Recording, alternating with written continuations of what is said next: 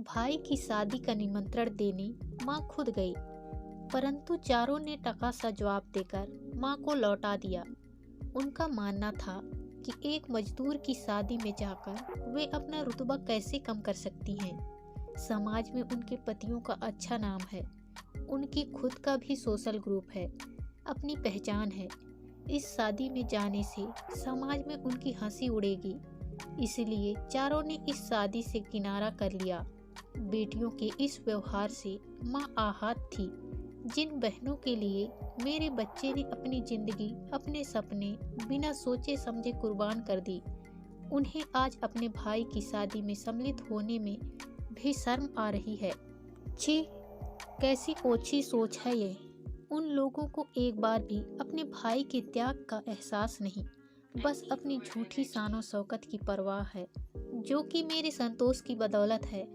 वह अगर इनके लिए कड़ी मेहनत करके इनके सपने पूरे नहीं करता तो क्या आज ये इस तरह की बातें कर पाती। गलती मेरे संतोष की ही है, जो उसने अपनी इन स्वार्थी बहनों के लिए अपना जीवन झोंक दिया।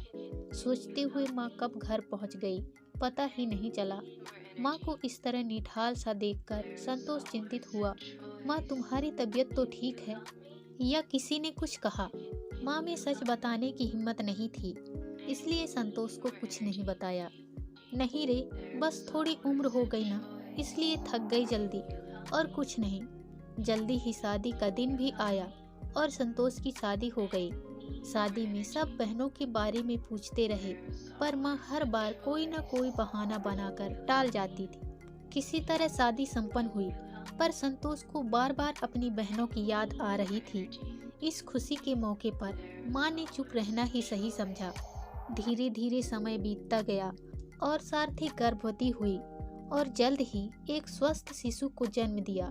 घर में तो जैसे खुशियों की बहार आ गई थी, पर भतीजे के जन्म के समय भी उसकी बुआओं की गैर मौजूदगी सबको अखर रही थी।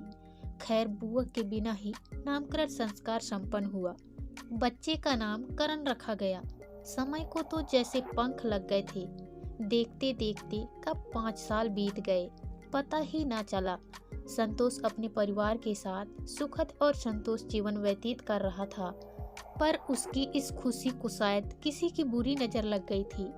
एक दिन अचानक स्कूल से लौटते समय करण सारथी का हाथ छुड़ाकर तेजी से सड़क की ओर भागा और एक कार से टक्कर खाकर लहूलुहान हो उठा। आनन फानन में सारथी उसे लेकर अस्पताल पहुंची और डॉक्टर से जल्द इलाज शुरू करने की गुहार लगाई। साहब, देखिए ना मेरे बच्चे को क्या हो गया है, कितना खून बह रहा है। आप जल्द से जल्द इलाज शुरू कर दीजिए। जी, आप पहले अस्पताल की सारी औपचारिकताएं पूरी कर दीजिए और पैसे भी जमा करवा दीजिए। तब तक हम ऑपरेशन की तैयारी करते हैं। तब तक संतोष भी अस्पताल पहुंच चुका था। उसने फीस के बारे में पूछा तो सकते में आ गया। 2 लाख रुपए, इतनी बड़ी रकम मैं कहां से लाऊंगा? संतोष चिंतित हो उठा। सारथी ने बिलखते हुए कहा, मुझे कुछ नहीं पता। आप कैसे भी पैसों का इंतजाम कीजिए और मेरे करण को बचा लीजिए। मैं जीवन में आपसे कभी कुछ नहीं मांगा, पर आज मेरे बच्चे की जिंदगी मांगती हूँ। सारथी ने दुहाई दी। संतोष भी किसी भी कीमत पर करण को बचाना चाहता था, पर वास्तविकता से अनजान नहीं था वो। 2 लाख तो दूर, उसके लिए 20,000 जुटाना भी संभव नहीं था। ऐसे में उसे अपनी बहन बहनोइयों की याद आई। वे लोग जरूर उसकी मदद करेंगे। वह डॉक्टर को समय पर पैसे जमा करने का आश्वासन देकर तुरंत बहनों के घर की ओर भागा। भतीजे की हालात सुनकर पसीजना तो दूर, किसी ने झूठी सहानुभूति भी ना दिखाई। उल्टा सबने यह कहकर उसे बाहर का रास्ता दिखा दिया कि तुम्हारी आमदनी तो ज्यादा है, नहीं जमा पूंजी कुछ नहीं, तुम्हारी पूरी कमाई तो दैनिक जरूरतों को पूरी करने में खत्म हो जाती है। ऐसे में तुम हमारा उधार कैसे चुकाओगे? संतोष बहुत गिड़गिड़ाया। उनकी पाई पाई चुकाने की दुहाई दी, पर किसी के कान पर जू भी ना रेंगी। उसने भाई बहन के रिश्ते का वास्ता दिया, पर किसी को कोई फर्क ना पड़ा। एक बहन ने तो 2 टूक कह दिया कि गरीब का कोई रिश्ता नहीं होता, अगर उसके पास कुछ होता है तो वह है उसकी लाचारी। बहनों की बातों से आहत होकर संतोष ने कारखाने के मालिक से उधार लेने की सोची, पर वहां भी निराशा ही हाथ लगी। पैसों के इंतजाम के लिए भटकते भटकते पूरे दिन बीत गया, पर उसके हाथ रीते ही रहे। निराश होकर वह अस्पताल लौटा। डॉक्टर से ही अपने बच्चे की जान बचाने की भीख मांगी, पर सब निरर्थक बेअसर रहा। उसकी लाचारी देखने वाला कोई नहीं था। समय पर इलाज न होने के कारण वह करण को न बचा सका।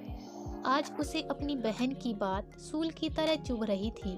अपनी संतान को न बचा पाने का अपराध भाव उसे अंदर ही अंदर कचोट रहा था। आज उसने खुद को जितना लाचार महसूस किया, उतना तो अपने सपने बिखरते देखकर भी नहीं किया था। अपने सपने टूटने पर भी अपनी बहनों के सपने पूरे करने का संतोष और खुशी थी उसे। पर शायद आज उसे समझ आ गया कि गरीब का सच में किसी से कोई रिश्ता नहीं होता। उसका तो सिर्फ लाचारी से नाता होता है और आजीवन वही उसके साथ रहती है। रिश्ते नातों का असली मतलब शायद आज उसकी बहनों से सिखा दिया था। आज की कहानी में बस इतना ही दोस्तों। इसी तरह मिलते हैं फिर किसी नई कहानी के साथ। तब तक के लिए धन्यवाद।